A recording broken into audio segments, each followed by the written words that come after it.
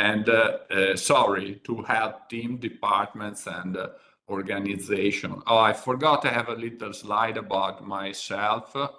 Should be here. Yeah. And so that's how I end up advising and mentoring teams and organization in agility, lean, complexity thinking, and basically modern product and engineering management.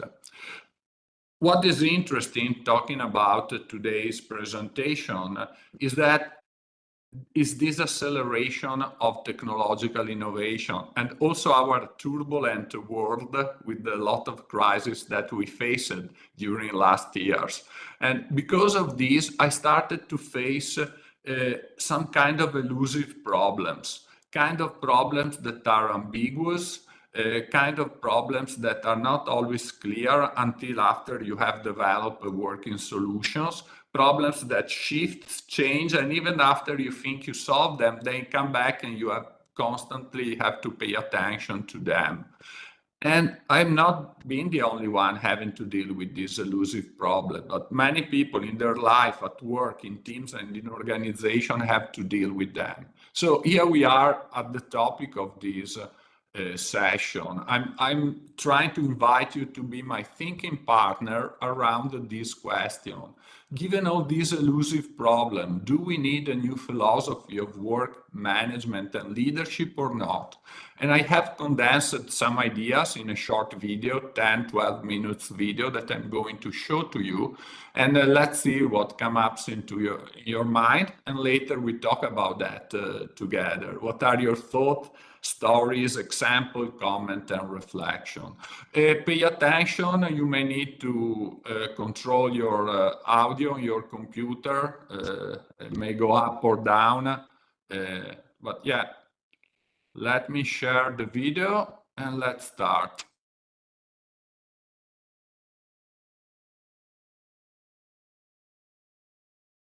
Daddy says he predicts exactly when Mars will be in the sky, even in 100 years. But the funny thing is that Daddy doesn't know what will happen to him 2 minutes from now.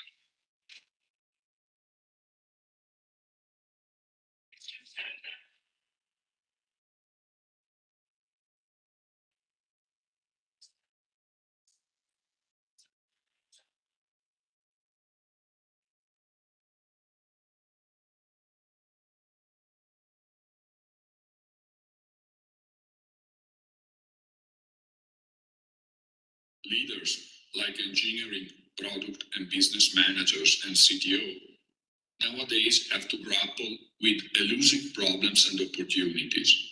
Even informal leaders that people trust, listen to and follow. These elusive problems are pervasive and hard to solve. They are persistent and require our constant attention. It is kind of a paradox. On one hand, we can predict the exact position in the sky of a planet, say 400 years from now. But on the other, the execution of our well-thought strategy can suddenly fall apart. Because we are unable to forecast if a project will finish on time or even if it will be feasible at all. And unforeseen events and unexpected changes can take us off guard. So, on one hand, some projects and plans run like a clockwork.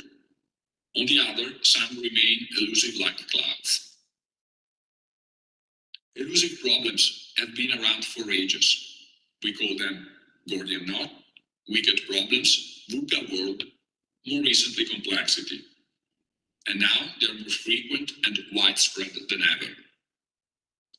Therefore, a leader nowadays needs to recognize which plans and projects are like clocks and which are elusive like clouds. Today, to be successful, a leader needs a paradigm shift to embrace a new approach fit for complexity. This leaves us with the question, what paradigm shift?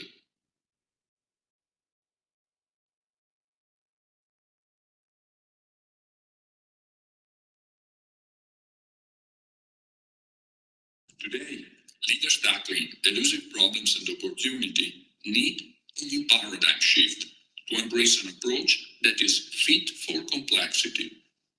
But what paradigm shift? Let's start from today's dominant paradigm, often adopted even without realizing it or knowing where it comes from.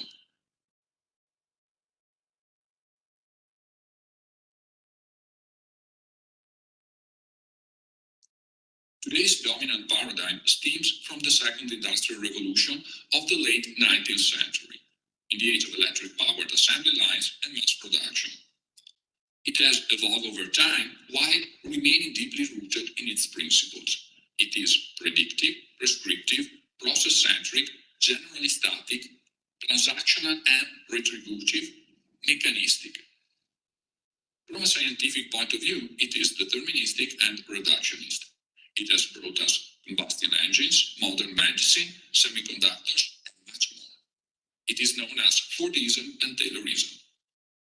Most organizations still operate with a playbook rooted in Fordism and Taylorism. So are many of the new practices and tools, and those we use every day. Even schooling still instills it in us. With the proliferation of elusive problems, more recently called complex, some started to realize that Fordism and Taylorism are not fit for complexity. These leave us with two questions. Why and what comes after Fordism and Taylorism?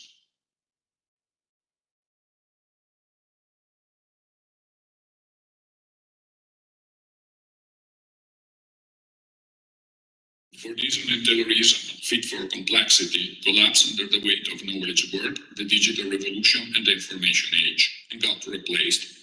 In the 90s, a new tech industry emerged, fueled by the personal computing and internet revolutions. No previous generation ever experienced such piece of innovation, rate of change, and prevalence of complex problems. Therefore, Fordism and Taylorism's unfitnesses for complexity led to the failure of most software development projects. Yet, the seeds of alternative ideas have been sprouting since the 30s. For example, with Toyota, that built better, cheaper cars than Ford and General Motors, Olivetti, that created programmable calculators used in NASA's moon missions, Jane Jacobs, that revolutionized urban planning, Christopher Alexander, that transformed architecture. Those alternative ideas and new revolutionary values, principles, and practices birthed software development lightweight methods. Their groundbreaking success led to a new paradigm fit for complexity. This paradigm shift was a quantum leap toward a new philosophy of work, management, and leadership. We may call it complexity thinking. It is empirical, participative, people-centric, adaptive, collaborative, and restorative, organic and humanistic. Scientifically, it is holistic, non-ergodic, and explicable in terms of human complexity science. Why hasn't this new paradigm taken root? And organizations claiming to embrace it perpetuate all Fordism and Taylorism in new clauses. How can we finally succeed?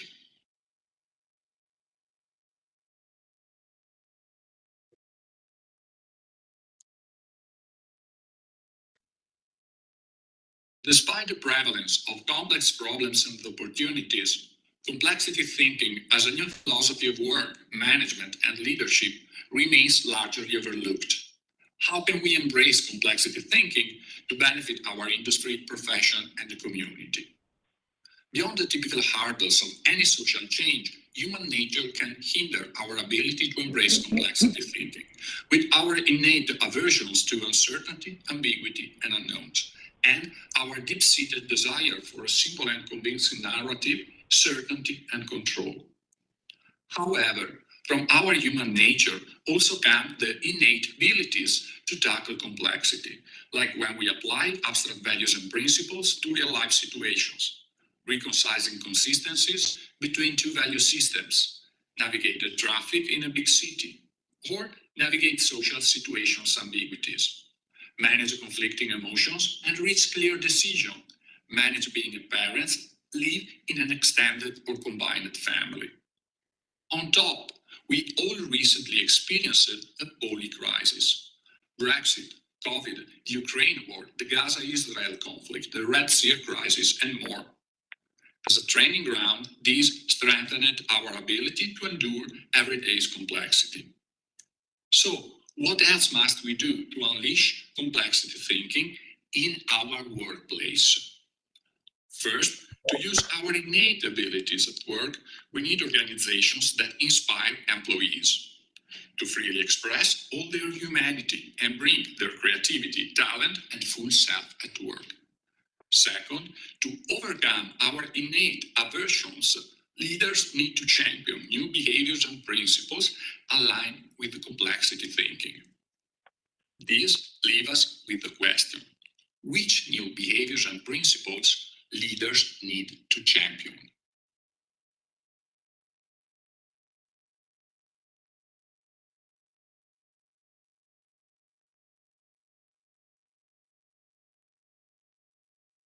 Which novel behaviors and principles must leaders embrace to effectively address complex problems and opportunities?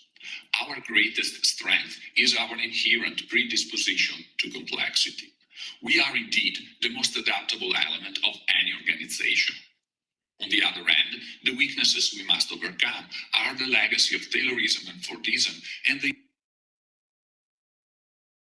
Yeah, just a second, I refix the video and I'm just checking.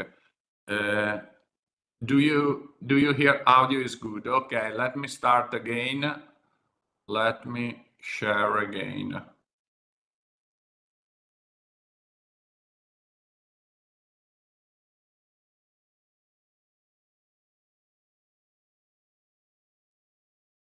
Here we go. Let's start again. Non-complexity fit habits that we mentioned previously. Many have already embarked on this new journey. In journalism, sociology, history, physics, biology, or the big tech company, can leaders really afford to lag behind? The first two novel complexity fit behaviors leaders need to embrace are: first, awareness of the existence of elusive, complex problems and opportunity that transcend Taylorism and Fordism and today's prevailing approaches. Second, recognition of which problems and opportunities are complex and which not, and the need for a complexity fit approach. Ignoring all these will be like pretending to thrive in a jungle while being trained in a zoo. Here is a test. Can you recognize which of these problems are complex and which not?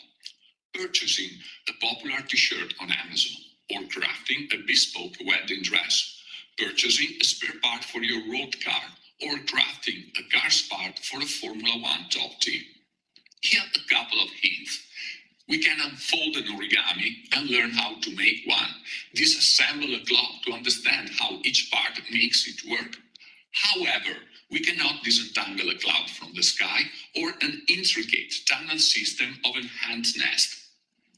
Here, a few signs that we are dealing with a complex problem or opportunity. Uncertainty and unknowns emerge. Information and our understanding are partial, fragmented. Still, there's no time to process what we got. We sense a lack of control for the many interdependencies, frequent interactions, and external influences. Things can unexpectedly snowball. The problem is constantly evolving, never fully solved, but needs our constant attention.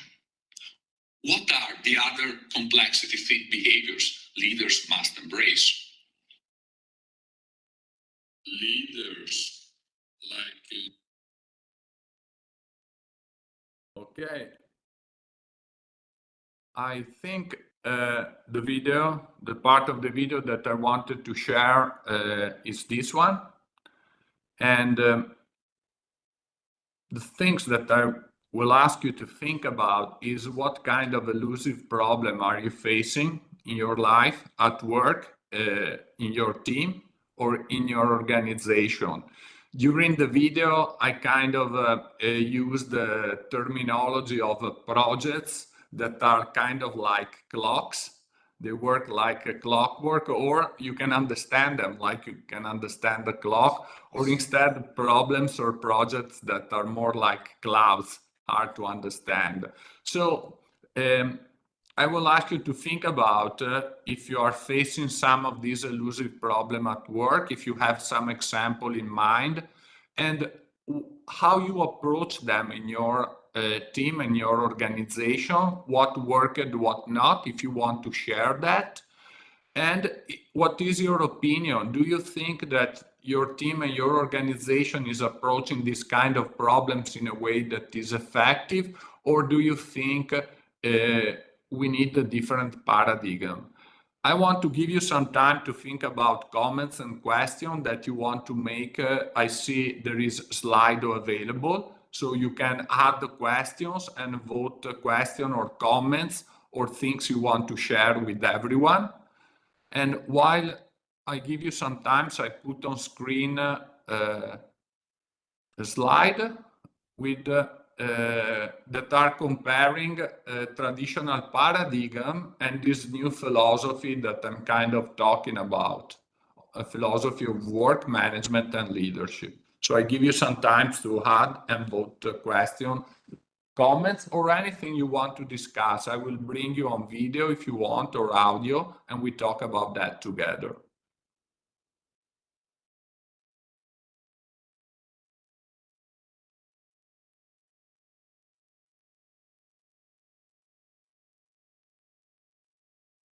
So I've got a question just so we can kick stuff off that I came to my mind. It sounded to me like a big part of the complexity fit that you're describing is just a matter of being humble enough to assume that our plans need to change, whereas most of the other like the dominant paradigm you're describing, a lot of that seems to have the assumption that we can plan something and then just execute the plan, like start a clock and it will continue to work. Is that a matter of the humility of people making decisions? Is that a matter? What do you think? Well, on one side, each one of us, I realize it have a preference because maybe they met a lot of problems that are predictable, problems, opportunities, and some of us instead lived and work in situations that are less predictable. But going back to your point, yes, being able to look at the nature of the problem and recognize if we are dealing with something that is unpredictable and accept the consequences of that. And the consequences can be widespreading. It's not only the plan, but when I tell someone to do something and things change, my whole leadership style need to change because it's not about executing order or directive anymore.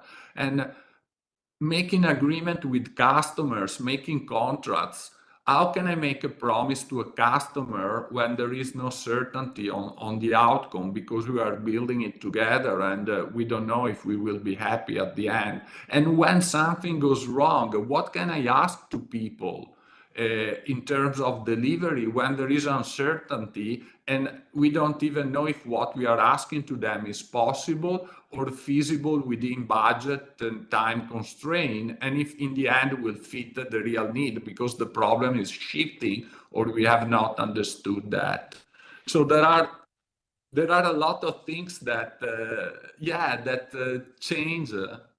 So yes, I agree to your point, Mark, and I don't know if I answer. No, that's great. And I think what you just mentioned is the thing where how can we commit to something for the customer if we're not even sure it can be done? But one thing I see that often gets missed is because there's always this idea of what if it takes longer? What if we're not able to deliver as soon as we thought and what we committed? But we've also got the other side of what if we start on something and then it turns out it's not important anymore? Like, are we willing to, we could keep following our plan and deliver exactly what was asked for, but turns out not to be what anyone wants. And that seems to be, you kind of need both sides, making sure that if we're not able to do something, we have a mechanism to make sure that's directed well, but also making sure we don't keep doing things after we discover they're not really valuable to us anymore. Or I guess the other thing is finding out if the knowledge is there that it's no longer valuable, making sure that the organization actually knows that instead of discovering it after they put 6 months, 9 months, 12 months worth of effort into it. But that all comes to kind of being like the adaptive part that you were saying. And I don't think we as as organizations, I don't think we're very good at that. Thinking about what you are saying, I have in mind two situations. Think about, let's say, being in the same room and coming to the conclusion that you are making, like, oh, we don't need this anymore. And if you are in the same room, you are touching the same artifact, you are seeing the same thing, and you agree on the same conclusion, then it can be harder to make those changes, but at least everyone know and agree that need to be done.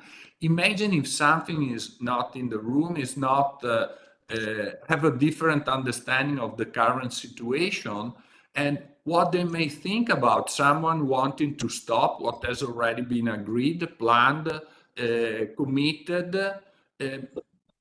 Yeah, it become really difficult. It can become really difficult. Hey, Tom, did you want to ask? You had a comment about something you thought was similar. It wasn't. I missed a couple of words in it, but anyhow, Luca, do you know who Nadia and I can't pronounce her last name, Zhezhembayeva is? No, please tell me more. She is someone from Kazakhstan who has a reinvention program, but that she's done with apparently hundreds of companies, done a lot of TED Talks and things like that. And it sounds like this stuff is kind of related to reinvention, personal reinvention, business reinvention, all kinds of things. And one of the things she emphasizes that in the past, in the beginning, when Fordism and Taylorism were created, reinvention occurred about once every 70 years. And now it's 6 months or less, which really not only says you're going to come up with a lot of complexity and uncertainty, but you're going to do it a lot more frequently than you used to. But it might be good. It might be worth at least getting hold of her. I don't know how you can, but you might be worth it. Thank you for the suggestion. Can I dare to ask, what are your thoughts about where organization stands in relation to this? Do you have the impression that many organizations are facing this type of elusive and complex problem or not? And do you have the sense that they are dealing with them in an effective way or not? What is your view or experience on this? Well, I would say the answer to the first question is yes, they're experiencing it. It's happening to them on a daily basis. Just the market changes all the time on them. The environment changes. Part of LA burned down a couple of weeks ago. Well, that's a big change overall to the whole infrastructural support of that part of the state. How are they handling it well? Not very many. Not very many are doing it well. They're old patterns a lot of the times.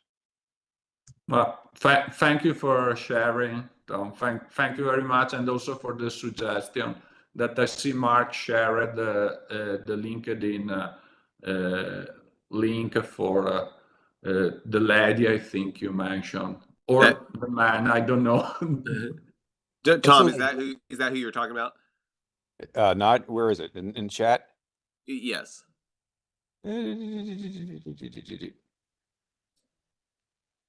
Yes, that's Nadia. Okay. Yeah. Okay, cool. So let's see. Next question. Daniel D. Did you want to come on and kind of highlight your question here? No, that's okay. Just throwing out the questions. Okay. Well, here I'll read it then. So this seems more about tackling uncertainty rather than just complexity. Clocks and manufacturing lines are somewhat complex, right? But there's more changing variables and dependencies. Yeah. Look, I don't remember. Oh my God. Just watched the video and I don't remember if I had this example. But let me make some example from real life. Think about the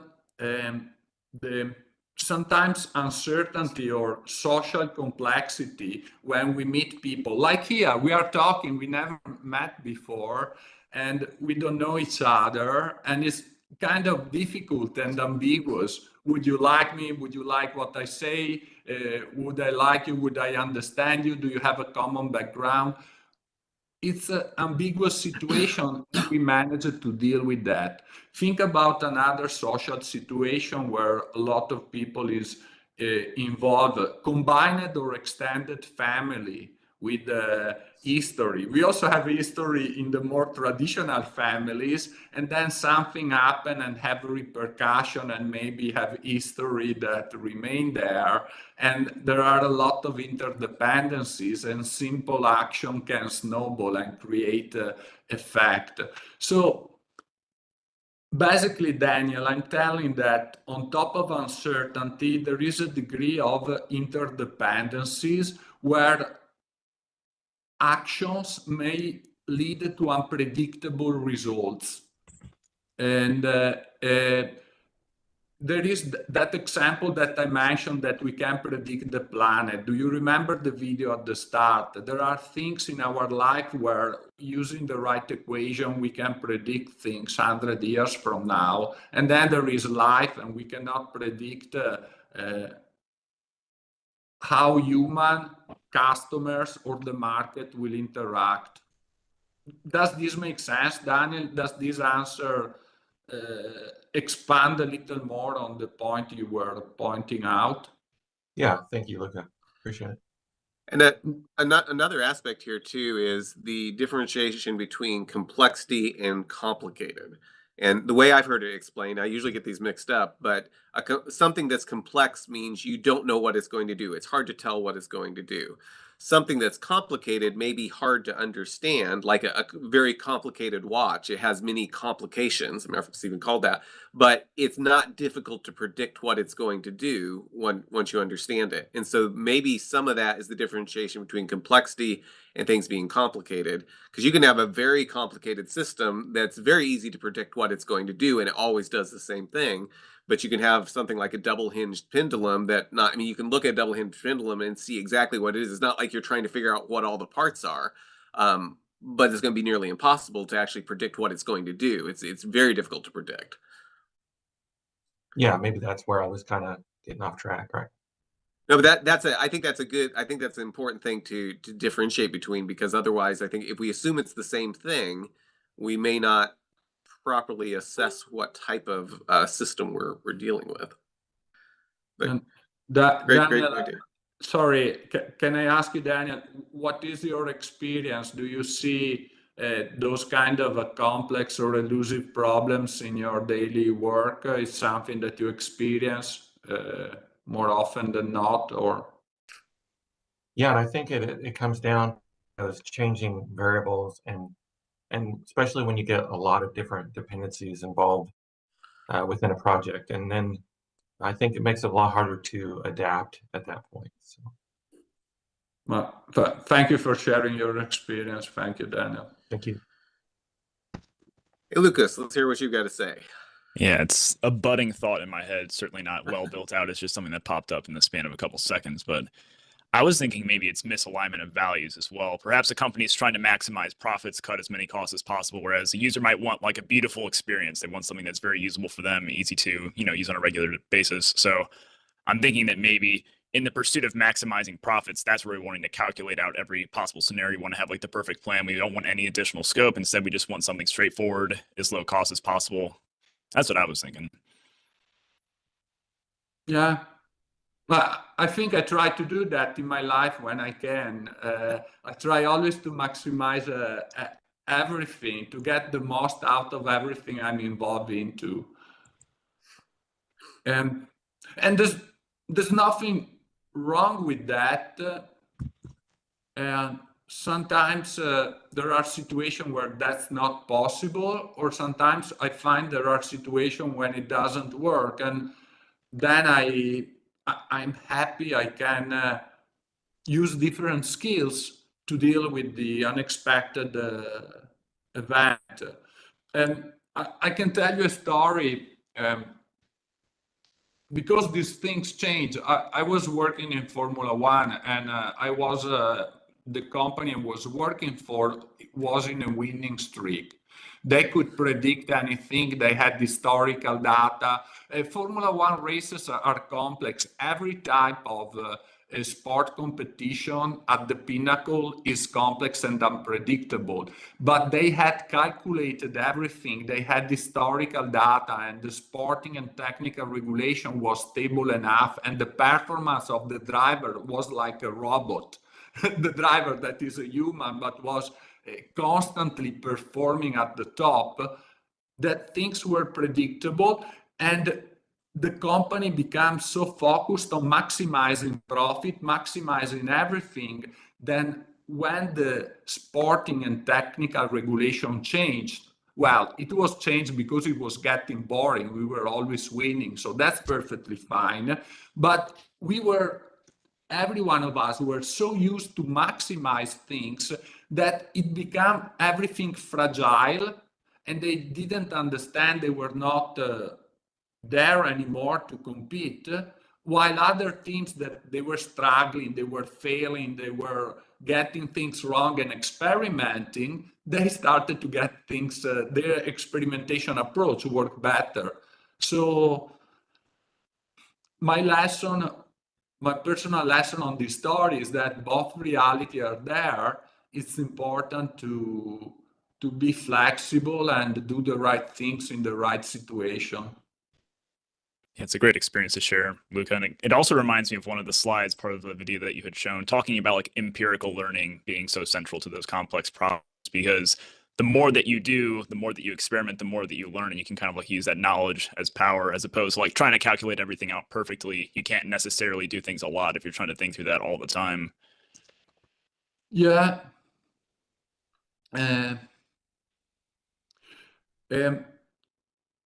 Yeah, this idea of using the knowledge that you have as much as you can, because if you ignore that, and experimenting and being humble, bringing back a topic, a word from Mark before, being humble where you don't know, and sometimes try out.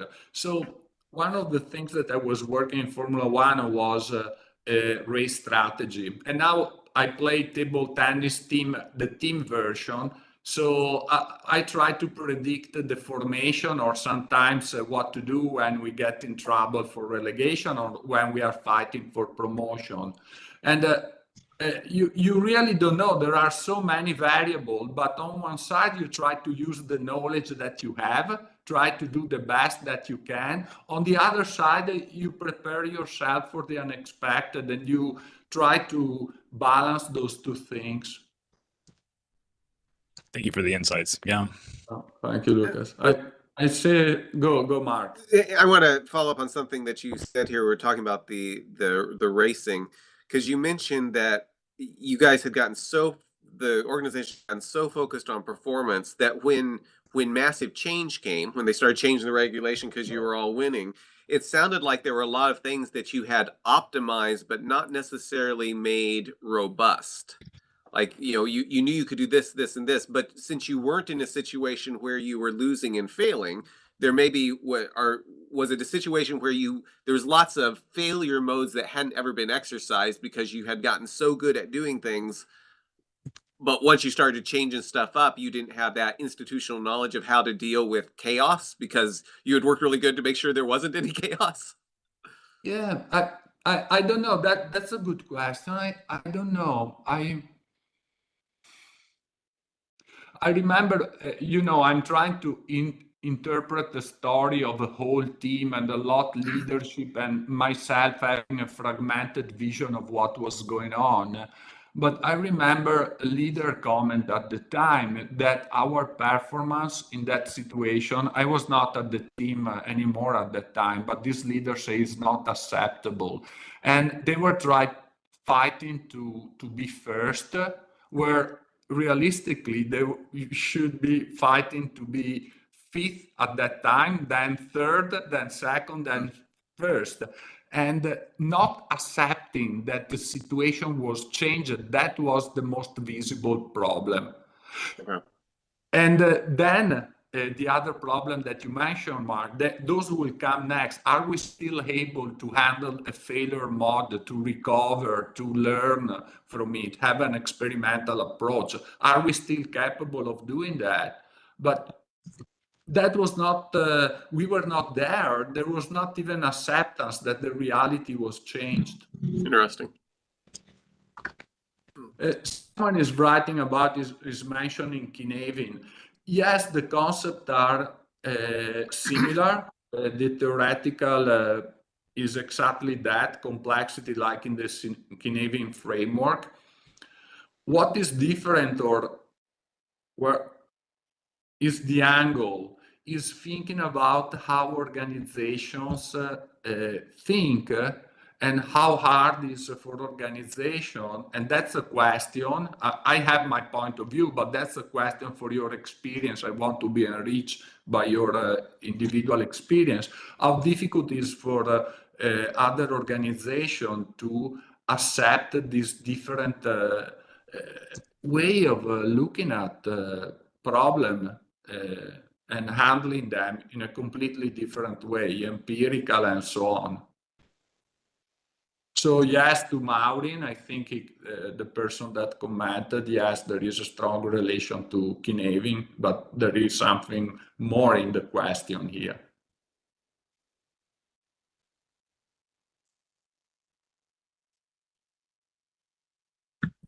Thank you, Maureen. Anyone want to share some of their experience with the elusive of complex problem that faced at work, or some thought on their experience in their organization?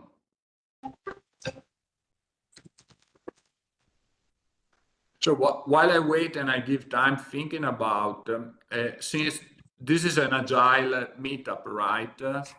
I want also to provoke ourselves as agile and lean professional. And I want to say, when we look at the tools and the practices that we use, are we aware of which practices are based on predictability and how much effort we put on the predictability side, and which practices instead have their root in an empirical approach? And again, I want to throw a provocative idea. OKR are very popular, but for example, OKR have a big root in the predictability side. So if as coaches we use that tool, do you know how to smooth the predictability side and how to embed the empirical side in that?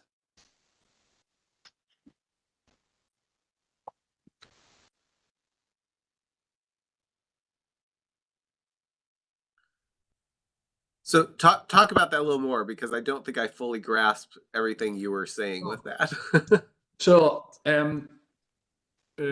OKR is a popular tool, right?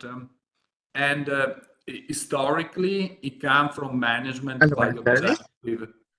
Sorry? Okay. So it comes from management by objective. And the idea is to set the objective and then work toward those objectives. And it's good. It's not like a bus driver. I'm telling you the route. I'm telling you, let's arrive at the airport on time. So management by objective is good, but at the same time, I already know that I want to go to the airport.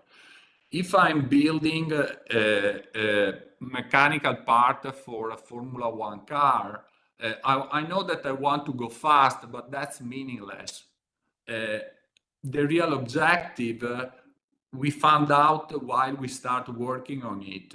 If I want a special dress for an event, doing with the material that is new, done with the design that is new, and also I have to look good into it, we will know only when we start to try it the first time what is the goal. The general goal, I want it on time, fast, and nice, is too abstract to give any guidance.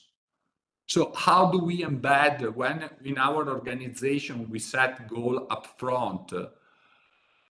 what do we do to inject that empirical approach in a tool that has some predictive way of thinking?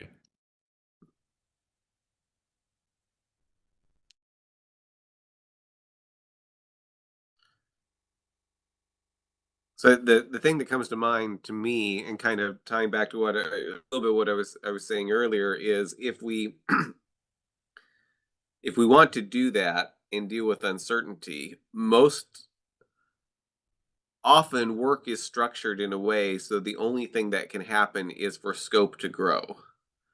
So you end up in a situation where if everything, people think everything is going okay as long as you're tracking into the plan and you're doing what you said you were going to do.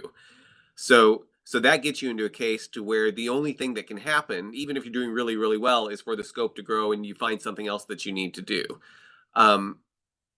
It feels to me like there needs to be room for more, maybe fear is the word I'm thinking of, but that's not probably the good way of, but more of this idea that even if we're tracking according to where we thought things were, that doesn't necessarily mean that we're using our feedback in order to shrink scope when we can. You know, that we should be expecting that our plan is one thing, and as we're going through it, there may be some things that we planned on doing that we discover we don't need to do. Now, we don't know what those things are, but if we don't set ourselves up to where we're getting not only feedback to show us when we need to do more, but also feedback to show us when we need to do less, we're going to set ourselves up for failure, because everything will only be able to take longer than we expected.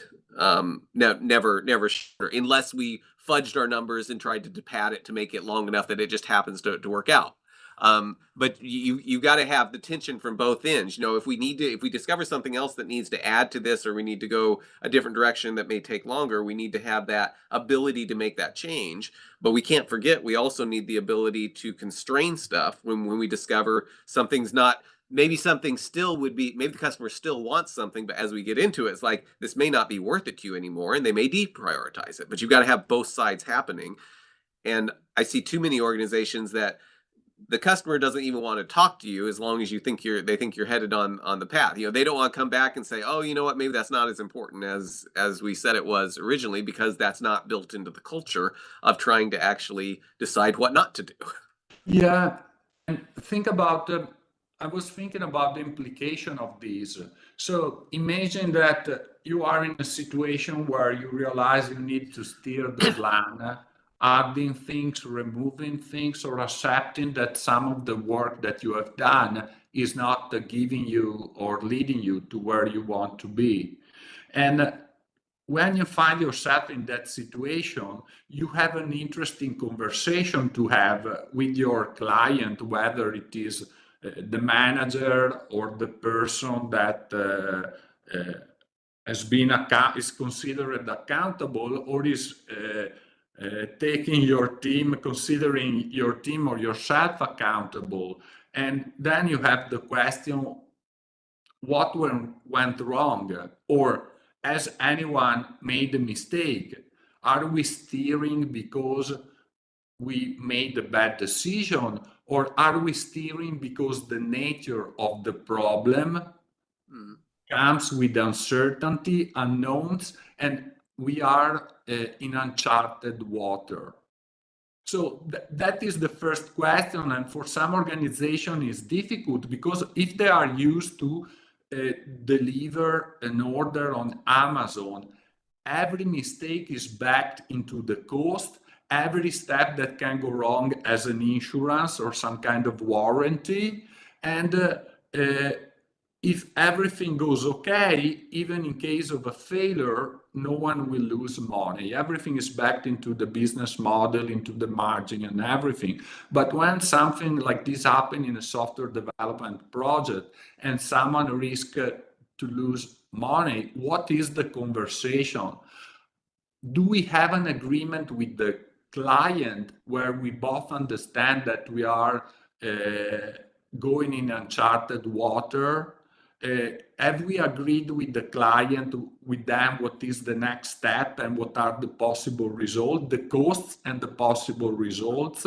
And do we know what is expected from us, but at the same time, what can happen given the nature of the problem that we have. So,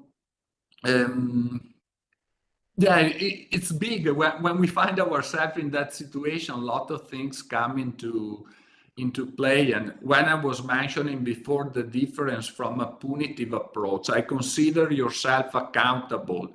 If you had, I give you the time, you have the skill, you worked hard, you know what had to be done, can't go wrong, so it must be your fault.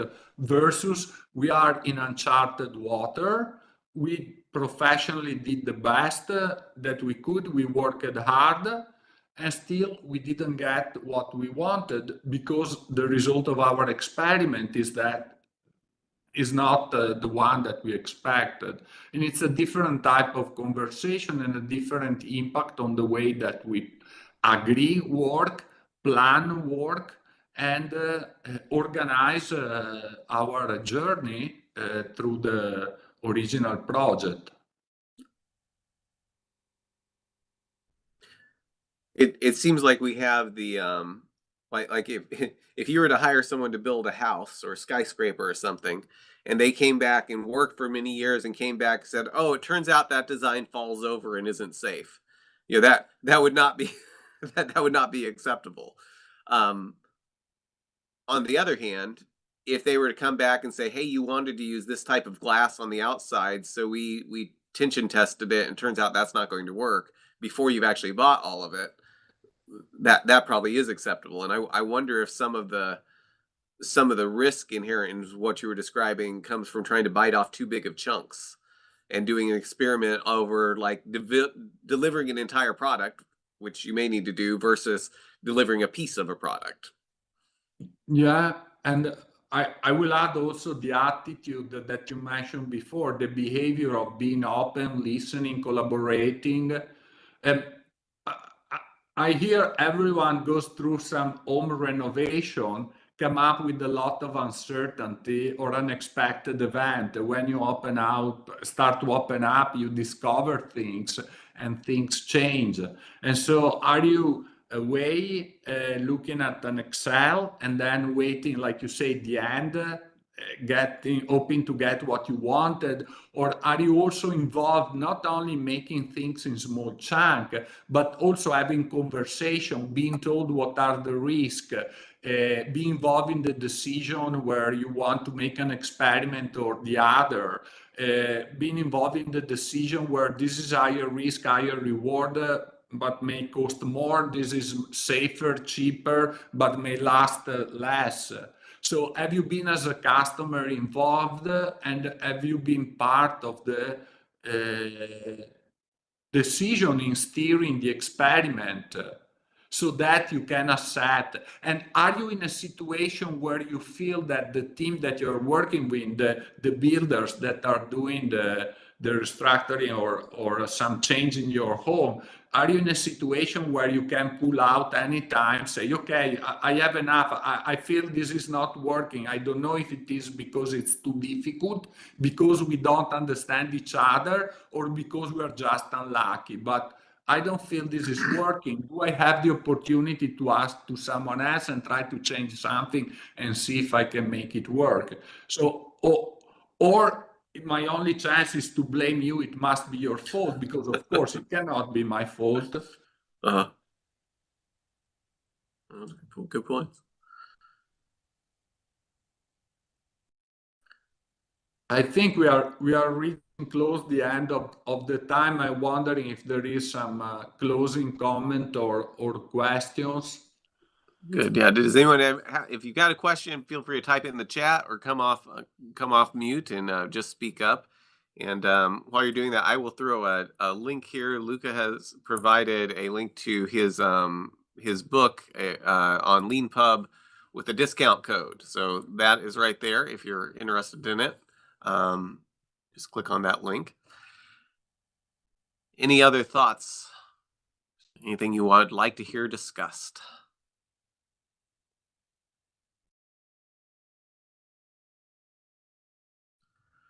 Well, look at this. Oh, go ahead. No, I just wanted to add that if someone found this conversation interesting and some of the videos, I'm still publishing some more, just a few more on LinkedIn about more behaviors for leaders. On top of the empirical approach, also the type of behaviors that help us in these. And so if you're interested, follow me on LinkedIn or Mastodon or Blue Sky, and I will share more videos on these topics. Awesome. And I put a link to your LinkedIn on there so people can follow that. Well, Luca, thank you so much for coming and talking. It was a very interesting conversation as always. And thanks for taking some of your evening to join. I hope you enjoy your dinner.